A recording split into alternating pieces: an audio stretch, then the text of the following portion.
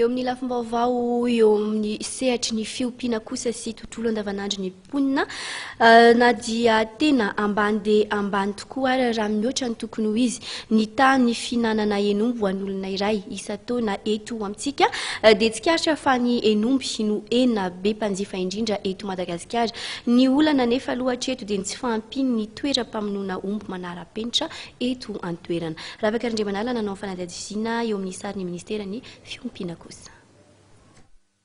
Ny enombo ny tena jifain'ny malagasy be indrindra satria dia mandrafitra ny 270 faingo sy 10 isanjato amin'ny fanjifana enina avy amin'ny biby izy ary 3 faingo 4 kilao isan'olona isan-taona ny tahan'ny finanana enomby eto Madagasikara raha 20 kilao isan'olona isan-taona no toromarika ny fikambanana iraisam-pirenena mikasika ny fahasalamana.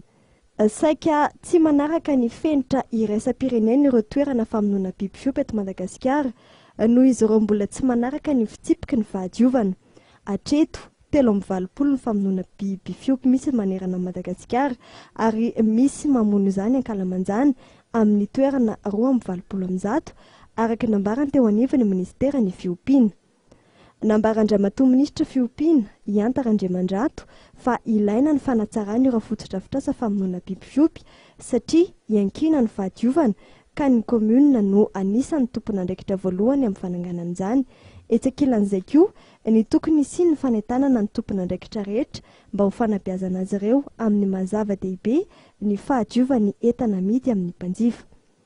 Mba hanarenana ireo lesoka eo amin'ny tontolon'ny fiompiana ireo dia isy ny fepetra raisin'ny ministera amin'ny tsy hanavaozana intsony ny fahazon-dalana amin'ny toeram-pamonoana biby fiompy, ny abalaina amin'ny famonoana biby fiompy, ny fametrahana sampan-drarano fitsaboana biby fiompy eny anivon'ny komuna.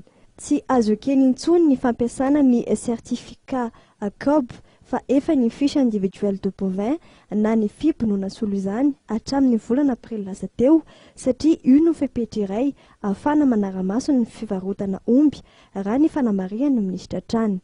Omaly dia nisy ny fivorenana raha ny minisitra tamin'ireo mpanara-maso ny biby fiompy ovonoana sy enao amidy teto Ampandrinomby.